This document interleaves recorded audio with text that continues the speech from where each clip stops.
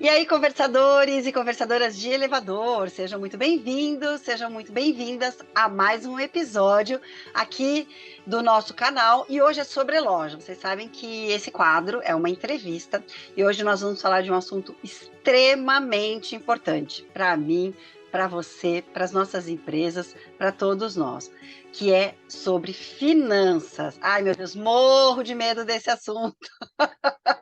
Então hoje é para mim, eu estou gravando para mim.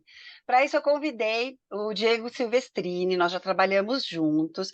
Ele entende também do mercado de elevador, mas acho que hoje a gente vai falar muito mais sobre a finanças, sobre finanças assim com viés mais pessoal, de organização, de pensar em futuro, de realizar algum sonho, ou mesmo de viver um pouquinho melhor, não com essa coisa de estar sempre precisando pagar a próxima conta, né? Então, vou chamar aqui o Diego para falar com a gente. Seja muito bem-vindo, Diego. E quem é você na fila do elevador? Vamos lá. Olá, Kátia, tudo bom? Primeiro, obrigado pelo convite, pela oportunidade de falar aqui. Bom, como você já falou, Diego Silvestrini, eu sou engenheiro de formação, venho de uma família que tem experiência com o mercado bancário, embora não tenha optado por seguir, né? Minha mãe se aposentou em banco, meu pai até hoje trabalha no Banco do Brasil, mas eu acabei indo fazer engenharia e fui parar no mercado de elevador, trabalhando juntos lá por alguns anos. Eu tenho quase 15 anos de experiência no mercado de elevadores. Trabalhei como gestor de universidade corporativa, na área de engenharia. Tive uma série de processos lá dentro, fui supervisor de operações, eu fui expatriado também. Mas há alguns anos eu optei por começar a empreender e, junto ainda com a minha experiência na multinacional, e fui para o mercado financeiro, até por gosto. Comecei com um clube de investimentos, só que aí eu virei aquela pessoa que conhecia de finanças e que as pessoas vinham pedir ajuda. Ah, eu estou com dívida, não sei das quantas, eu quero investir aqui, o que você me sugere? E quando eu fui ver, eu tinha a oportunidade de transformar isso numa profissão também. E vi que o mercado de planejamento financeiro, consultoria, planejamento financeiro pessoal era interessante, e acabei abrindo uma empresa com sócio chamada Burubixaba Planejamento Financeiro, e estou nessa até hoje. Tem sido uma experiência bastante interessante. Ainda tenho alguns clientes do mercado de elevador, então eu diria que eu ainda olho para a marca quando eu entro no elevador. Foram muitos anos, né, afinal, mas hoje eu estou mais imerso no mercado financeiro. Eu uso mais para subir elevadores no condado da Faria Lima em algumas reuniões ou parcerias.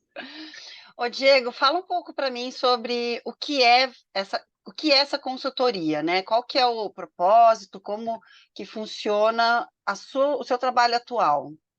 Legal. Para começar a falar sobre o que é o planejamento financeiro, eu acho que é interessante falar o que não é planejamento financeiro, porque as pessoas confundem muito. É bastante comum, quando eu vou conversar com uma pessoa a primeira vez, assim, "Ah, mas eu não sei se eu preciso de planejamento financeiro, eu já tenho um gerente da agência de banco que trabalha para me ajudar." Primeira coisa, não. Planejador financeiro não é o gerente da agência de banco. O gerente da agência de banco, o gerente da tua conta, ele está lá para atingir as metas do banco. Então, ele pode te dar uma recomendação, mas não necessariamente vai ser, aliás, não vai ser tendo o seu interesse como um primeiro lugar. Ele precisa atingir a meta de venda de produtos lá no banco, senão ele é desligado. Aí as pessoas podem falar assim: ah, mas eu já tenho um investimento, já tenho um capital um pouco maior de investimento, eu abri uma conta numa corretora da XP, do BTG, e já tenho um assessor de investimento. Não é um assessor de investimento também. O assessor de investimento, ele vai cuidar ali da tua carteira de investimentos, também trabalhando para a corretora. Então, ele reporta por metas de lá. Faz um trabalho mais dedicado do que o gerente de agência de banco, mas ele vai trabalhar atingindo metas e sendo remunerado pela corretora, onde ele é sócio, onde ele é contratado. Quando a gente fala de um consultor, planejador financeiro, tem gente que chama de consultor, eu vou alternar os nomes, mas é a mesma. Então, planejador financeiro é o nome que você usa. É o nome mais Planejador? comum de mercado. Planejador financeiro pessoal é o termo de mercado, mas consultor financeiro é um termo bastante usual também. Mas ele é pago pelo cliente, então nenhum banco vai me remunerar, nenhuma corretora vai me remunerar. O cliente apenas me remunera e aí com isso eu trabalho com o único e exclusivo interesse de melhorar a condição financeira do cliente. E diferente de um gerente de banco, de um assessor de investimento, quando a gente tem um projeto com um planejador, dá um 360 na vida do cliente. Então vai olhar toda a situação, vai olhar não só como que está a carteira de investimentos, se é que ela existe, mas também plano de aposentadoria, gestão de risco. Quando fala de gestão de risco, o que é? É basicamente trabalhar com a possibilidade dele vir a sofrer alguma intercorrência, algum acidente, alguma condição que o deixe inapto para trabalhar. Se isso acontece, hoje a gente depende do INSS. A maioria das pessoas do Brasil dependem do INSS. E a gente sabe o que quer dizer INSS, né? Isso nunca será suficiente. Principalmente se a pessoa for profissional autônomo, empreendedor, não dá para contar apenas com o INSS. Você tem oportunidades e soluções muito melhores numa iniciativa privada, num serviço privado, que pagando menos que com o INSS, você tem condições muito mais interessantes. Mas aí, retomando e seguindo, também tem a questão de ajudar a sair de dívidas, né? Nós sabemos que mais de 80%, no último número que eu tive, 82% das famílias brasileiras têm algum tipo de dívida. Ou seja, a possibilidade de ter um projeto com uma família ou com uma pessoa que está endividada é muito maior do que alguém que está investindo. E também acompanhar o orçamento mensal da pessoa, entender as necessidades de renda extra, do que ela precisa fazer para efetivamente atingir os seus sonhos e também tomada de decisões, tomada de grandes decisões. O que são grandes decisões? A compra de um carro, de uma moto, a compra de um imóvel. Esses dois são muito fortes sonhos dos brasileiros. Para a geração mais nova, um pouco menos a compra do carro. Eu não sei exatamente porquê, mas eu vejo que entre os clientes mais novos, de 30 para baixo, eles já não ligam para ter o carro, mas ligam sim para ter o imóvel. Casamento. A gente sabe que casar é muito caro, é muito caro. E aí, quando reduziram os casamentos, eles já inventaram aquele mini wedding e gourmetizaram de novo, ficou caro outra vez. Até decisões de carreira. Vale a pena eu assumir um mestrado agora para fazer ou não? Vale a pena investir nessa empresa ou ir para outro lado? Do ponto de vista da análise financeira mesmo, custo-benefício, que é um exemplo simples, que é algo que as pessoas não necessariamente fazem na conta. Vale a pena eu investir, por exemplo, num MBA de R$ 30.000, de R$ 40.000. Mas eu vou ter esse retorno na carreira em quanto tempo? Isso aí vai me dar a possibilidade de aumentar o meu salário? É dentro da mesma empresa ou vou precisar pensar em sair da empresa? Enfim, esse tipo de análise, esse tipo de decisões, ele passa todo por um serviço de planejamento financeiro. E parece que a gente fala só de dinheiro, mas é muito mais, como brincam no setor, um psicólogo com uma calculadora na mão. É isso que eu ia te emendar aí na pergunta, né? Porque quando a gente pensa em um consultor financeiro, até porque esse nome consultor financeiro, ele traz uma certa pompa e uma certa imagem que a gente tinha do passado, que acho que é um pouco do que você falou, né? Daquele cara que vai te Uhum. ajudar a fazer investimentos de um dinheiro extra que você tem. Sim, Quando a gente está falando de mundo do elevador, né? A gente está falando principalmente de pessoas assalariadas, né, salários baixos, né, a gente tem uma massa muito grande de técnicos, uma massa muito grande de analistas nos escritórios, né, então a gente vai ter muito menos gerentes, diretores de empresa, e o próprio empreendedor, né, da multimarcas, da que eu falo, que é um público de pequeno a médio porte, são pessoas que têm recursos muito contados, né? É sim. praticamente a pessoa que realmente trabalha o dia para pagar a janta e ainda sofre porque talvez o almoço do dia seguinte está no cartão de crédito, Sim. né? É isso. Essas pessoas, elas podem contar com um planejador financeiro? Quando que ele entra na vida dessa pessoa? Logo no Sim. começo, depois que ela já está um pouquinho mais madura aí na carreira? Me fala um pouco, me dá uma dica aí, que eu queria trazer o pessoal para essa conversa, entendeu? Porque senão é capaz de o pessoal falar assim, não, isso aí não é para mim, ainda não tenho uma grana extra para investir. Qual a tua Já, visão? já dando um pouquinho de spoiler, a resposta é pode. mas não necessariamente vai conseguir com qualquer pessoa que trabalhe com o planejamento. A palavra consultor, ela implica um ticket maior e realmente é um paradigma de mercado, algo que eu ainda estou me adaptando, né, nessa mudança do mercado de elevador para o mercado financeiro, o que eles chamam de high ticket, o ticket elevado. Então, é normal do mercado trabalhar com um segmento mais superior da, de poder econômico no Brasil. Seriam pessoas que têm para cima de 300 mil reais guardados, que ganham acima de 20 salários mínimos, que a gente sabe que é um percentual ínfimo, considerando a população como um todo. Esse é um dos diferenciais quando a gente fala da Amoro Bixaba, né? Ele tem alguns, eu não gosto de usar planilha, não acredito no funcionamento da planilha, a gente usa sistema para ter o resultado mais efetivo. Depois eu vou usar o exemplo do nutricionista, por que não apertar demais, né, considerando a jornada de aprendizado de adulto, de andragogia, eu trago isso do meu tempo de universidade corporativa e treinamento, e também a acessibilidade para todas as pessoas. Quanto menor a renda da pessoa, tradicionalmente vai ser mais simples o orçamento dela. Por quê?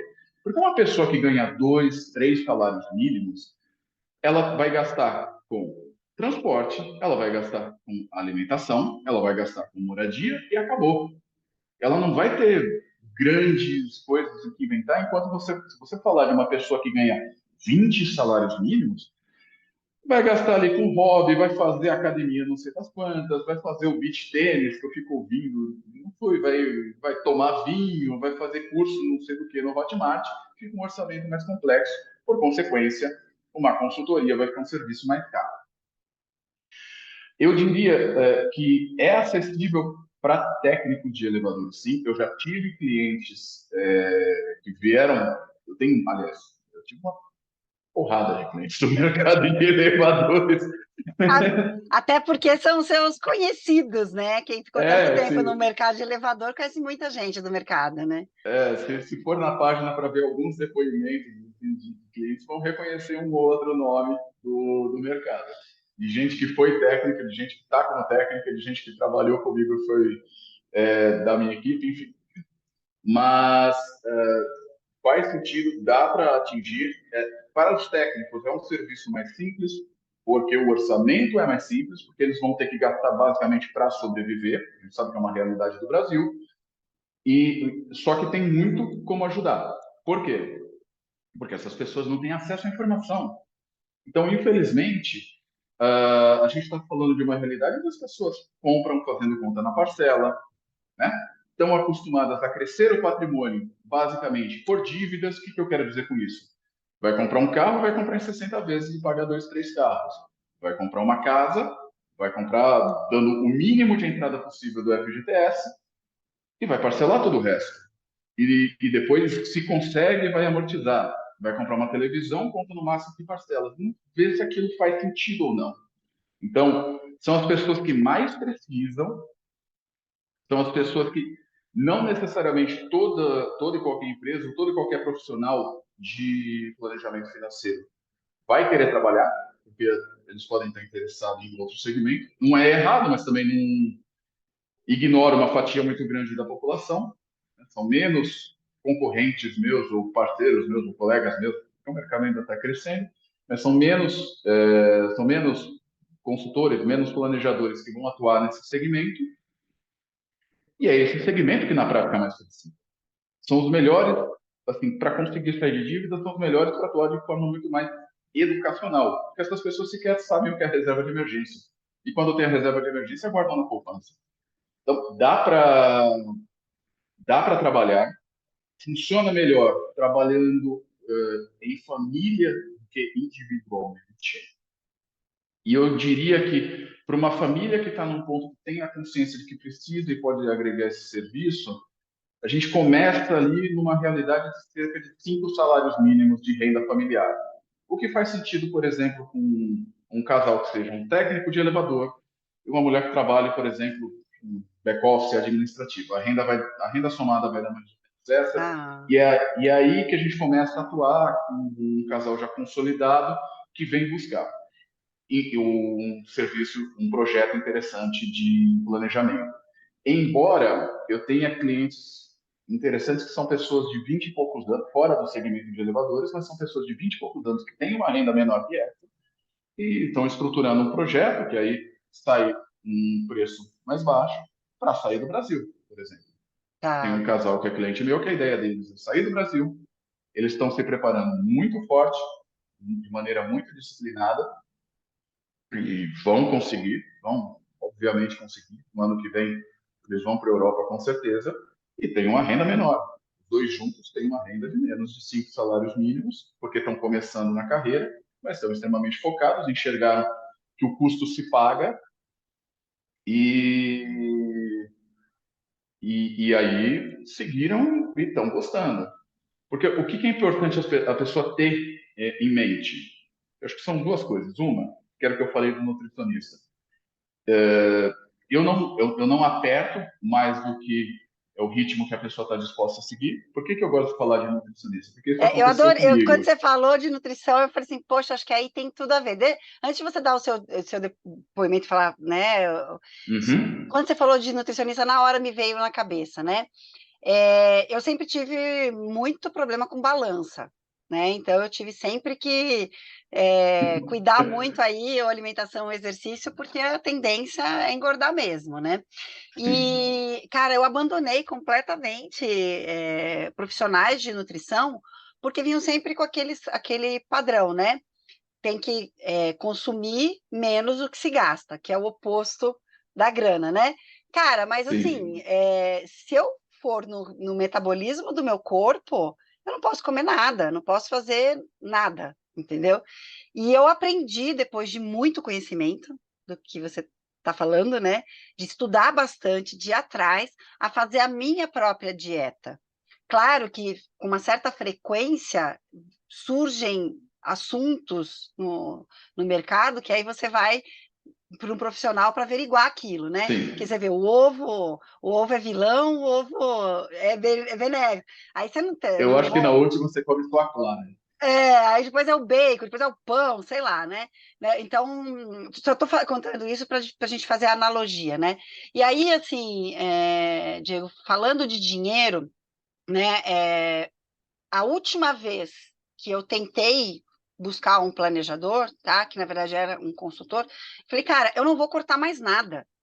Não vou cortar mais nada, porque a última coisa que eu posso cortar é deixar de pagar o condomínio da casa, deixar de pagar o colégio particular do meu filho, que eu não abro mão, e o condomínio. Porque eu já não vou mais no cabeleireiro, eu não faço mais as unhas, que eram todas aquelas coisas. Não tenho mais empregada Uhum. doméstica, não tenho mais diarista, não tenho mensalista, não tenho mais nada. Então, eu não quero mais cortar. E aí a pessoa fez uma cara de alface, sabe? Assim, do tipo, né? Então, eu acho que. Faz agora a sua analogia. Eu só queria te contar essa história, porque, para Eu mim, já faço a ponte para ela. no planejamento, eu tô que nem o nutricionista. Cara, eu não quero cortar mais.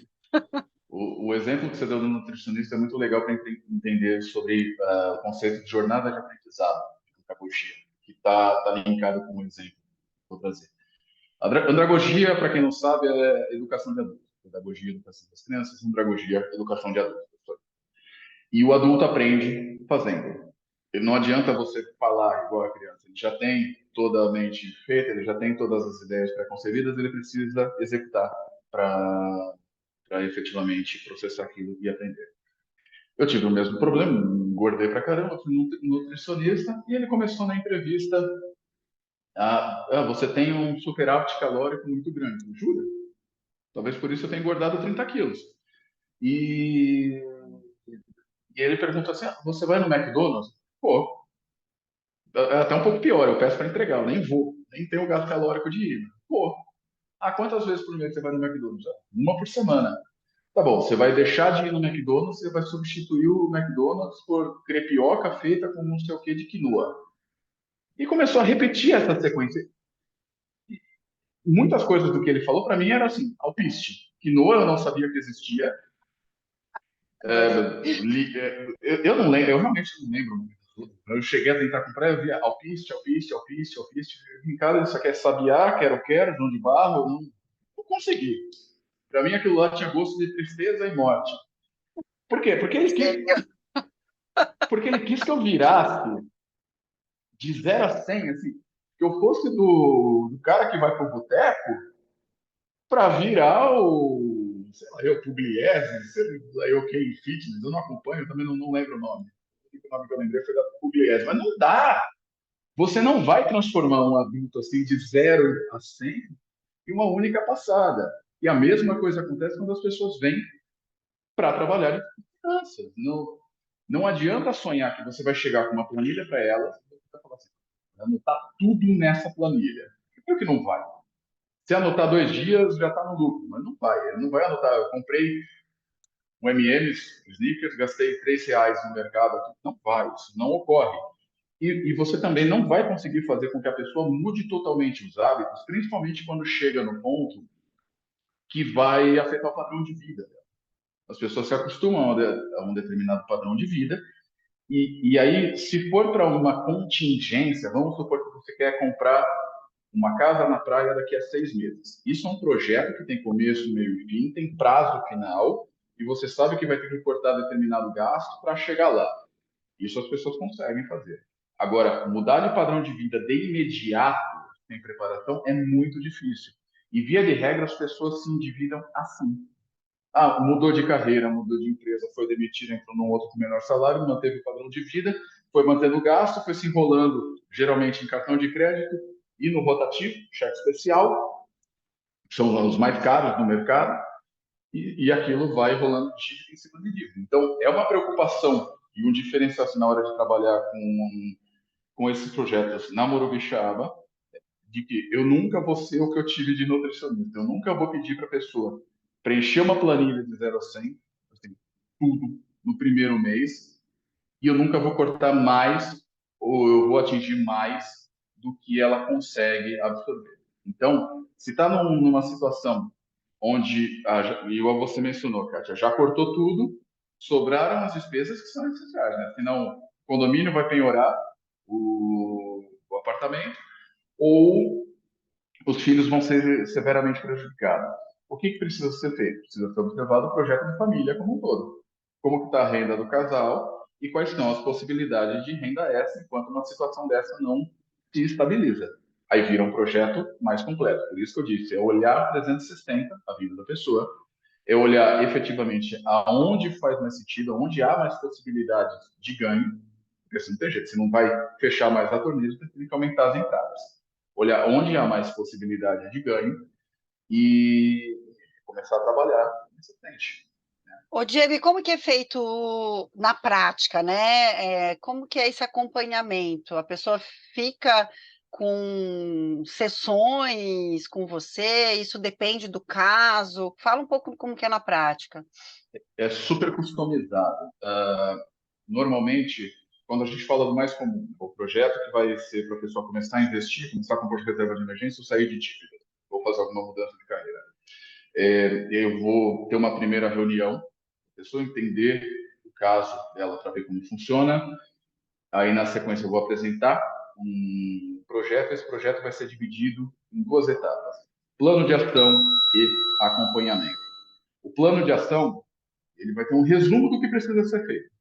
Ah, você precisa, aí sim, efetivamente, cortar tal gasto, buscar atingir tal renda, vale a pena aqui fazer uma pausa, vale a pena se desfazer desse imóvel e investigar a possibilidade de comprar esses outros dois, porque está melhor, vale a pena refazer tal posição da carteira, adotar tal postura, e eu entrego esse projeto para a pessoa executar.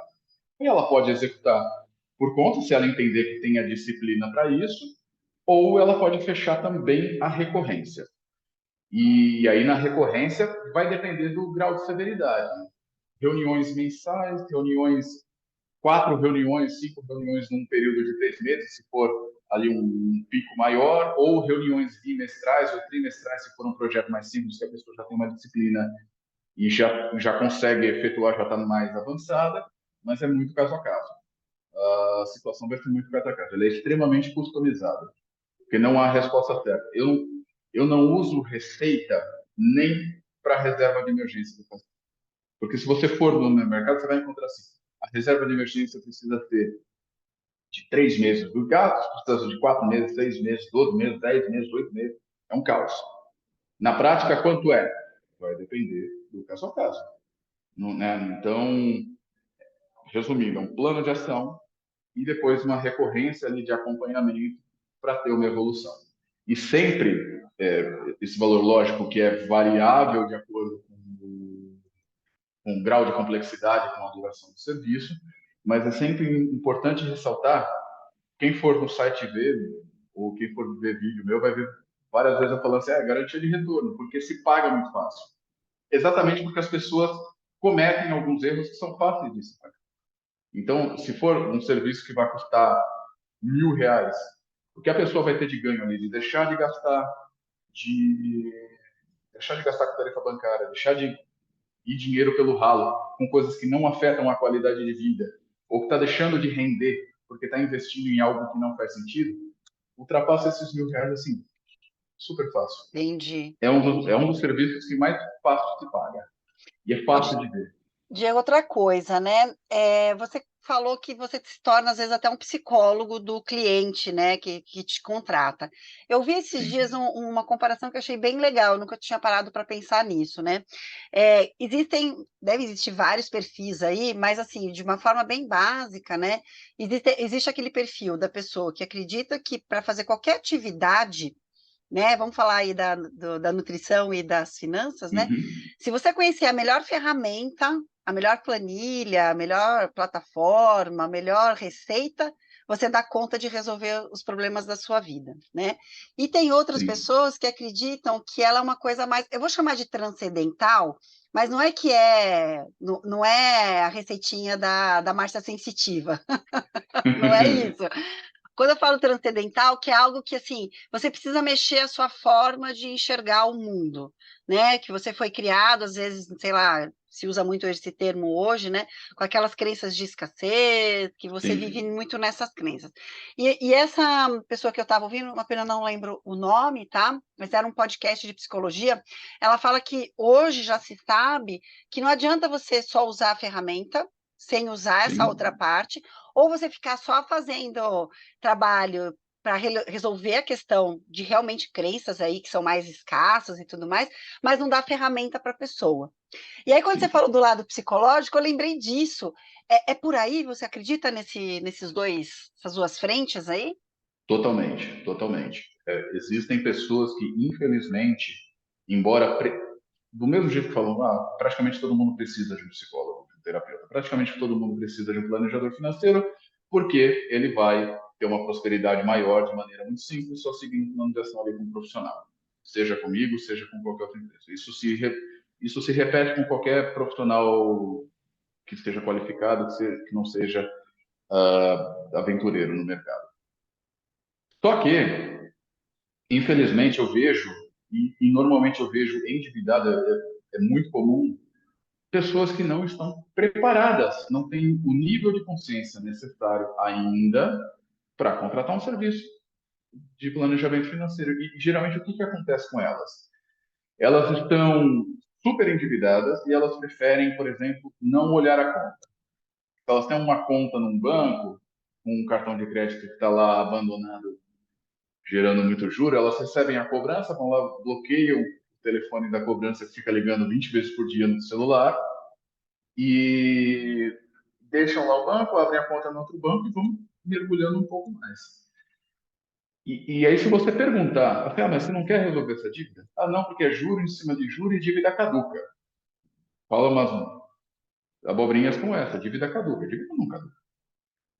E, e uma pessoa que acredite efetivamente nisso, ela ela não tem, assim, se ela acredita nisso nesse momento, por exemplo, ela não tem por que tirar benefícios de um serviço de planejamento, porque vai exigir uma certa disciplina, ela vai aprender um pouco mais, vai aprender que a realidade não é exatamente assim, e aí efetivamente não vai ter sucesso no projeto.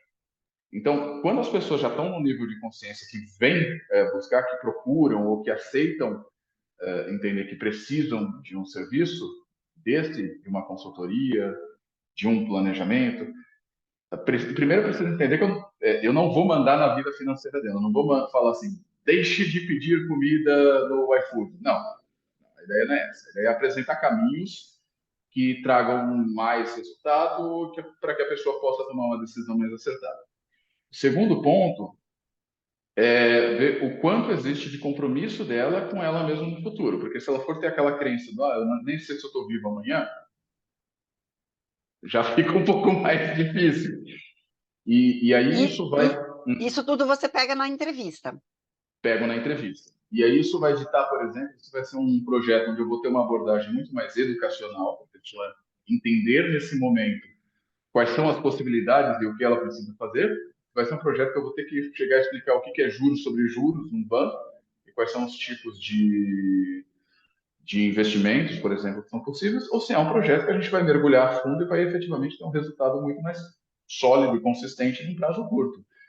E, e aí esses, naturalmente, são os que dão mais frutos. E normalmente os que começam com uma informação mais superficial, eles tendem a virar algo mais profundo na sequência. Porque é muito mais fácil se a pessoa fazer um curso e aí chega, por exemplo, ok, aprendi, entendi, fiz curso X, Y, Z ali, agora eu vou começar a investir. Só que na hora que ele chega para investir, ele vai ter lá uma lista de Absurdo, né? 450 é, 450 tipos diferentes de investimento, ele não sabe a diferença de PGBL, VGBL, vai ver, eu quero investir em título. Ok, ele chega lá, tem NTNA, NTNB, pré e pós-fixado. O nosso mercado, ele não é fácil de compreender. Você sabe Tem que um pouco de propósito. quando eu fui demitida daí, em 2019, né, eu peguei a minha grana e fui estudar. Eu fiquei um ano estudando os melhores investimentos. É uma pena que você não estava no mercado de planejamento financeiro, que É, eu tenho certeza que eu teria feito um trabalho muito melhor com o dinheiro que eu tinha. Mas, assim, foi bom, Diego, porque eu entendi, né? Eu entendi muita coisa que, quando eu era assalariada, eu nem procurava saber. Então, foi um ano assim de mergulho mesmo, e tem muitas opções, muitas possibilidades, né? Queria fazer um exercício com você. Eu vamos tô pegando aí de surpresa, hein? Mas eu vamos acho que é uma lá. realidade do nosso segmento, tá? A gente conversa com muita gente da área, pode ser as pessoas que vêm da multinacional mesmo, né? Ou então da multimarca, porque o que acontece no nosso segmento, nós dois passamos por isso. Ele é extremamente especializado. Quem ficou Uhum. 20, 30 anos numa empresa de elevador, ele vai ter dificuldade de entrar em outros segmentos, sim. Isso é uma realidade, porque a pessoa se especializou no segmento de elevador. No segmento de elevador, o que que nós temos no mercado? Nós temos as três grandes, né, que você pode ter uma certa Sim, dificuldade de você ter saído de uma e entrar na outra, porque nem sempre vai ter aquele cargo aberto ali para você achar, ou você vai ter que ir para as multimarcas, né, que aí são muito diferentes entre si, você vai pegar vários formatos. Toda essa história para te dizer o quê? Muita gente que sai das empresas, elas têm um sonho de abrir a sua própria empresa, né? Ou elas são obrigadas a abrir as suas empresas porque elas não têm para onde ir, não se encontram de novo no mercado. Então, o exercício que eu queria fazer com você é o seguinte: vamos dizer que a gente ainda está numa empresa ali de elevador, né? E a gente tem uma perspectiva de mais uns, sei lá, 2 anos atuando na empresa em que a gente está, seja ela sim. multinacional, multimarca e tudo mais. E eu quero criar um plano, né, de abrir a minha própria empresa, tá? Primeira pergunta: 2 anos de preparo financeiro, psicológico e tudo mais, você acha que é um bom período para ter um planejamento, para ter uma pessoa para acompanhar e criar essa reserva aí para investimento? Sim. 2 anos é possível, desde que a pessoa esteja comprometida com isso. É um prazo Tá. bastante razoável. Tá.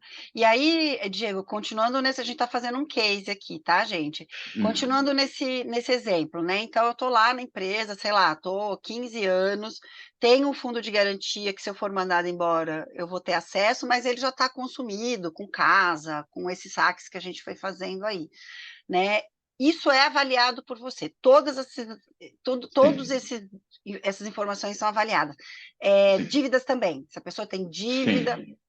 Principalmente, começa por aí. Se tá, tem dívida e se tem reserva de emergência. tá. E Então, aonde ela está alocada. nesse caso, você vai fazer uma entrevista com essa pessoa, enxergar esse sonho Sim, e começar a descascar essa cebola. Então, vamos lá. A primeira sim. casquinha da cebola é dívida.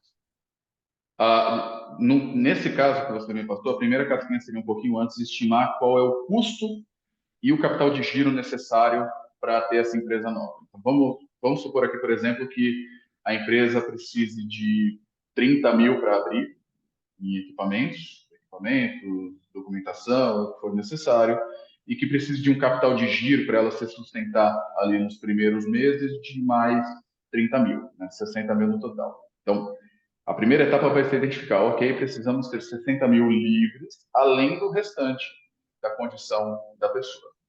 Aí a segunda etapa vai ser, você possui dívida, e aí financiamento imobiliário, por exemplo, é um tipo de dívida. Você possui dívidas, ok, essas dívidas são muito altas, o que vale a pena a gente antecipar, o que vale a pena a gente prever o dinheiro e guardar em algum tipo de investimento para ir pagando depois no tempo, de acordo com os juros versus a remuneração desse investimento. Também, como que está a reserva de emergência dessa pessoa? Você possui hoje zero de reserva de emergência? Você possui 2 salários, 3 salários? Na verdade, a reserva de emergência a gente considera muito mais o custo de vida mensal, não é necessariamente o salário. Então, você consegue se sustentar, além daqueles 60 mil, você consegue se sustentar com essa reserva por quanto tempo? Por 3 meses, 6 meses? Se você for empreender, é interessante que esteja por mais de um ano. Você falou do FGTS, ok. O FGTS da pessoa, ele está consumindo, mas ele vai ter algum saldo ali residual. Aí, essa pessoa, por exemplo, ela quer sair daqui 2 anos. Ela optou por saque aniversário. Se ela optou por saque aniversário, ela não vai conseguir sacar o FGTS. Ela vai ter que antecipar saques aniversários, isso vai reduzir um pouco do valor que ela vai ter. Então, se optou por saque aniversário, volta. É, Se não optou por saque aniversário, não vá. Entendeu? Exatamente para ter o máximo de dinheiro disponível ali no momento em que for preciso. E aí o preparo psicológico também é grande, porque ela deixa de ter aquela garantia, ela deixa de ter o valor caindo todo mês. E quando passa a empreender, nós sabemos o quanto isso pode assustar. Não e ter a renda fixa o tempo eu todo. acho que nesse ponto também tem um lado psicológico muito forte, né? Então vamos continuar nessa visão de 2 anos, tá? A pessoa ali está Uhum. sabendo que é um prazo. Hum, a partir do momento que ela começa a perceber que ela tem um certo valor já guardado, vamos dizer, 6 meses, 8 meses, um ano do planejamento, né? E ela está ali sob pressão na atual empresa, não vê a hora de chutar o pau e poder voar, né?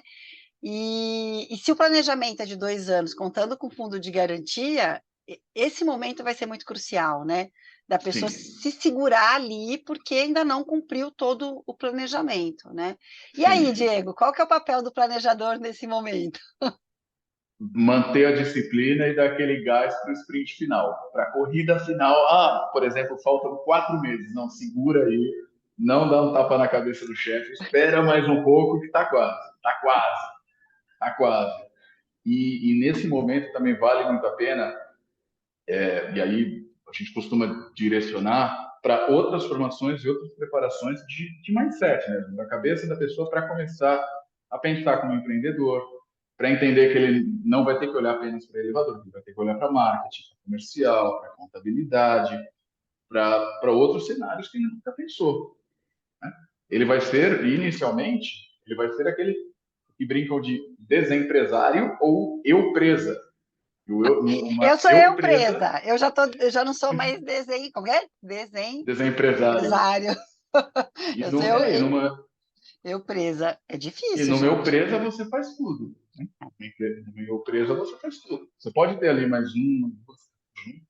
Eu acho até interessante que tenha pessoas junto para ajudar.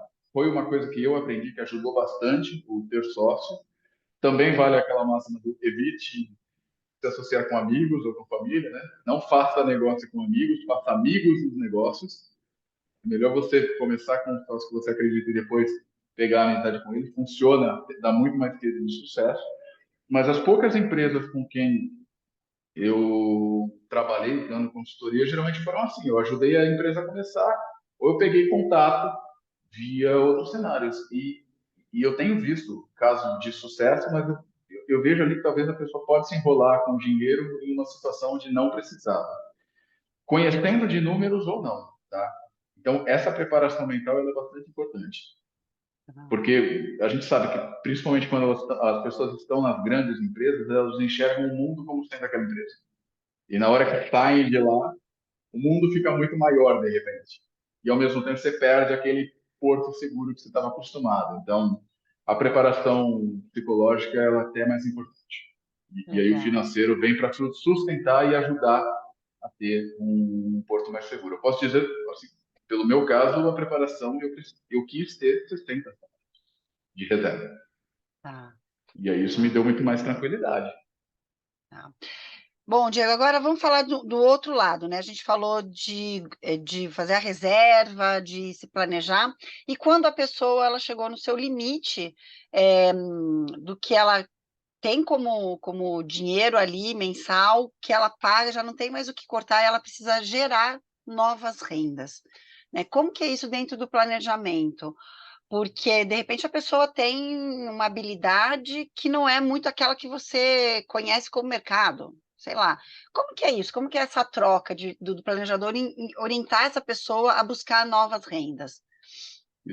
Isso, isso é uma boa e existe, exige criatividade e muita atenção do cliente no projeto e muito tato por parte do planejador, porque vai precisar identificar efetivamente quais são os talentos da pessoa que não viraram a carreira dela.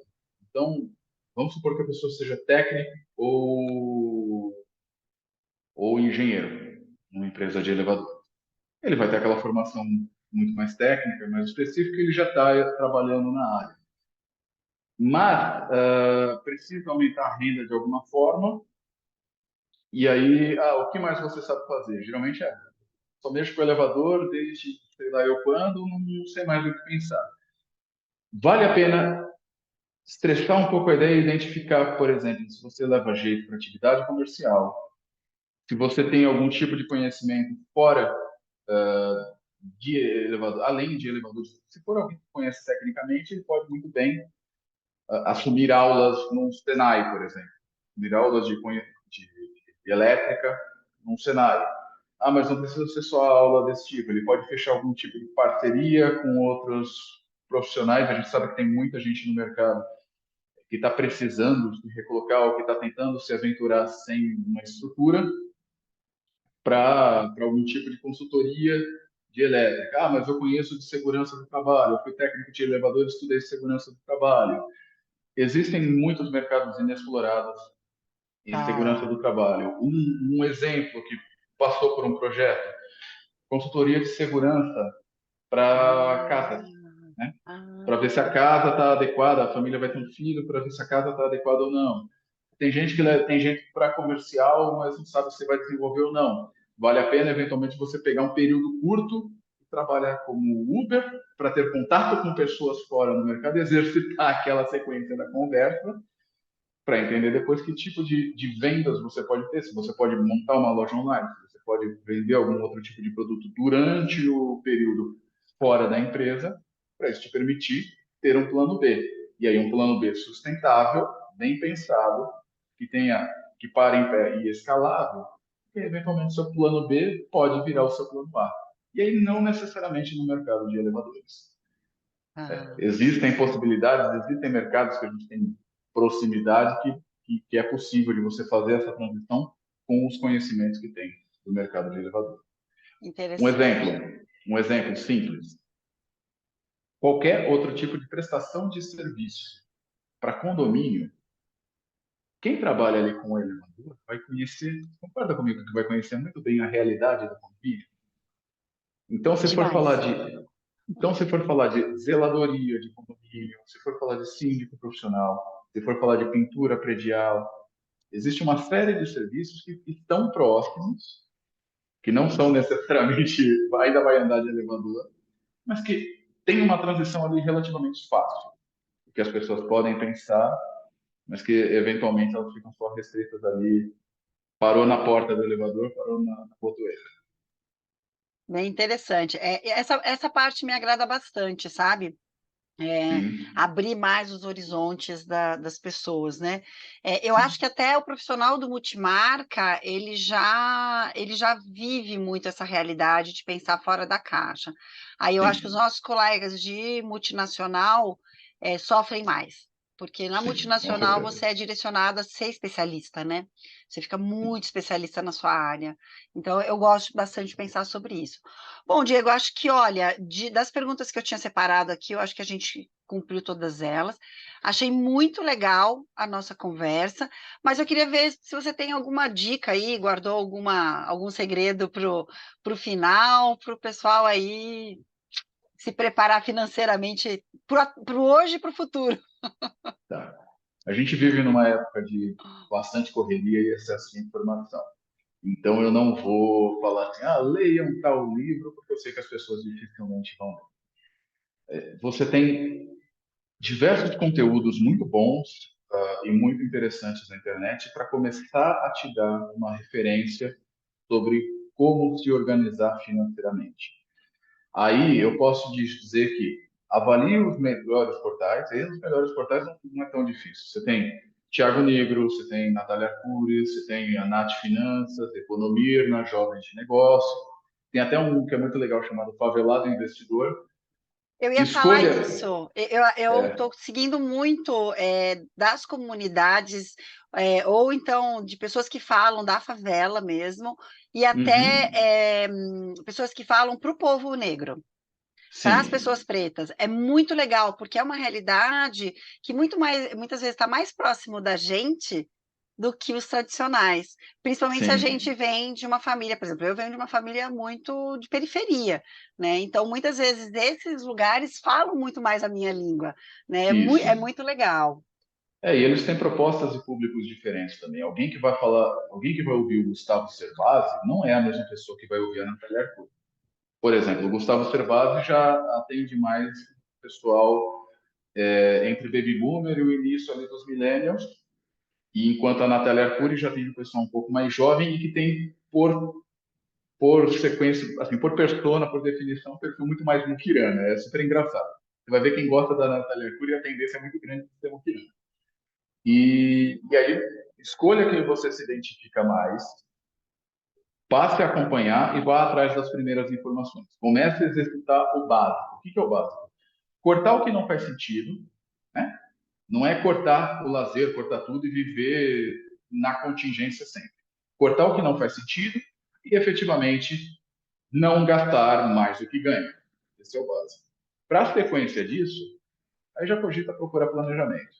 Porque aí procurar planejamento vai te dar um resultado muito mais rápido, porque já fica mais difícil de você aplicar e não vai ser. Quem for acessar meu site vai ter a planilha de Excel para baixar. Se tiver a disciplina de executar a planilha, que poucas pessoas têm, você pode utilizar, ela toda automatizada, bonitinha, pode seguir. Se tiver atrás de mais informações, eu tenho o e-book disponível, também tem um teste de perfil de investidor disponível para fazer, e aí você já consegue partir, mas para ter o resultado mais efetivo, mais rápido, mais sólido, para conseguir ter um plano assim, de transição de carreira, de renda extra, de aposentadoria, contrata um planejador. E aí vai de acordo com o perfil que você se sentir mais confortável. Eu posso dizer que eu consigo ajudar no mercado de elevadores porque eu tive imerso muitos anos. E me acompanha nas redes também. Procura lá por Omoro Bichá, vocês vão reconhecer a carequinha aqui e lá. Eu vou falando algumas informações, são sempre vídeos mais curtos ou a sequência de carrossel dando lá referência. E quando tiver necessidade, pode entrar em contato. E, eventualmente a gente consegue ajudar bastante. Eu vou deixar para o pessoal aqui os seus contatos, né? O Legal? link então, no descritivo do YouTube eu sempre deixo os links para vocês seguirem o Diego. Só recapitular para a gente fechar de vez aí, pessoal. Eu achei dicas muito importantes que o Diego está falando. A primeira de todas é você ter parceiros ou sócios quando você vai partir para o empreendedorismo. Eu achei isso fantástico, o Diego falou, Desculpa, porque só faltou um detalhe, hum, só para reforçar. Se você não tiver parceiros ou sócios, a gente pode cogitar franquia também. perfeito, perfeito, Diego. Por que que eu falo isso? Quando eu resolvi de fato empreender, que foi depois de um ano testando o mercado, um colega meu que já empreendia há muitos anos, fez e me disse isso: "Se você não quer ter um sócio no seu CNPJ, tenha bons parceiros, porque estar sozinho é muito difícil mesmo". Então vocês podem ver lá no CDE, nós estamos em 5 parceiros. Se a gente vai abrir um CNPJ e virar uma sociedade, é um plano, mas a gente começou juntos, fazendo a ideia e a estruturação, né. E é muito bom, porque nem todos os dias nós estamos com aquele entusiasmo, ou com aquele planejamento, ou aquela vontade de pôr os pingos nos is para entender a realidade, né. Tem dia que você tá: "Meu, eu vou fazer, dane-se, eu não quero nem pensar a consequência". Aí vem um outro lá e fala: "Não, baixa aqui, vamos conversar". Aí outro dia você tá muito com medo dos riscos, aí o outro fala: "Não, olha só, tem um risco aqui que é baixo, a gente pode ir, eu estou aqui por trás, se precisar estou aqui junto". Então isso é muito legal, é muito, acho que dica fantástica. E tem opções, que eu acho que é o que você está falando. O segundo ponto, Diego, que eu acho que você fala, que é muito importante, é ter um mentor, que pode ser o planejador, que pode ser o consultor que a gente está falando aí na área de planejamento, né. A gente poder olhar pessoas que se tornaram referências para a gente no naquilo que a gente está querendo seguir, é muito legal. E é muito importante a gente ter um momento de parar mesmo e conversar com alguém que possa olhar por um outro ângulo. Então isso, o Diego está falando aí de contratar, né, um planejador, e eu super concordo, tá. Eu acho que o mentor voluntário, se for de um instituto bem legal, né, eu sou, consultora, desculpa, mentora, voluntária da Alumina, mas lá tem compromisso, lá tem um histórico que você precisa cumprir, tanto o mentor quanto a mentorada. Aí tudo bem. Agora, para ter uma mentoria, um planejador à sua disposição, precisa ter um vínculo de negócio, porque o mentorado, assume uma responsabilidade, porque ele sabe que ele está pagando, isso é muito importante, porque quem faz a mágica, né, Diego, não é o planejador. Sim, exato. E se não pesar no bolso, mesmo que tenha um retorno depois, a pessoa não, É mesmo que seja muito, simbólico. exatamente, mesmo que seja simbólico. Eu já caí nessa de: "Não, eu faço a mentoria", né, assim, de verdade, a partir do segundo encontro, a pessoa vai perdendo a vontade de fazer, né. Quando você tem um negócio ali fechado, né, a pessoa se responsabiliza mais pela sua parte, então acho que isso é muito importante. E o terceiro, Diego, que eu acho que pode ser com o planejador, no caso você, ou estudando, né, é conhecimento, né. Eu acho que isso também tem muito é muito importante da parte de quando você contrata uma mentoria, um planejador, porque você vai ter uma curadoria para o teu conhecimento. É o que você falou, o mercado tem tanta informação, que só o tempo que você vai gastar para encontrar aquilo que você precisa, o teu planejador podia te encurtar muito esse tempo. Falou: "Ó, vai naquele conteúdo que esse eu acho que vai casar com a tua necessidade". Resumi bem, é isso? Resumiu bem, resumiu bem. Se alguém quiser ver um exemplo de conclusão de informação no mercado, fica uma sugestão bastante simples. Pesquise como ganhar dinheiro com mídia. Vai ver a quantidade de informação dissonante que tem e a quantidade de abobrinha. É Olha, impressionante. vou Impressionante. procurar para ver essa sua dica aí, interessante. Bom, Diego, chegamos aqui ao final. Eu acho que foi Sim. bem produtivo mesmo. Te agradeço muito por você ter vindo aqui falar com a gente. Apesar de ser planejador financeiro, que o pessoal acha que não está ali muito no mundo do elevador, né? Gente, tem tudo a ver. Tanto que eu fui pegar um caso mesmo do nosso negócio, do nosso segmento, para o Diego fazer um exercício aqui com a gente. Obrigada, Diego, foi muito legal. Eu que agradeço novamente a oportunidade. Muito bom mesmo. Você estará convidado para as próximas. Tchau, tchau, Tchau. pessoal. Obrigada por acompanhar a gente aqui. Não esquece de se inscrever no canal e também de estar comigo na semana que vem, que toda semana tem conteúdo novo aqui. Tchau, tchau, gente. Fiquem bem.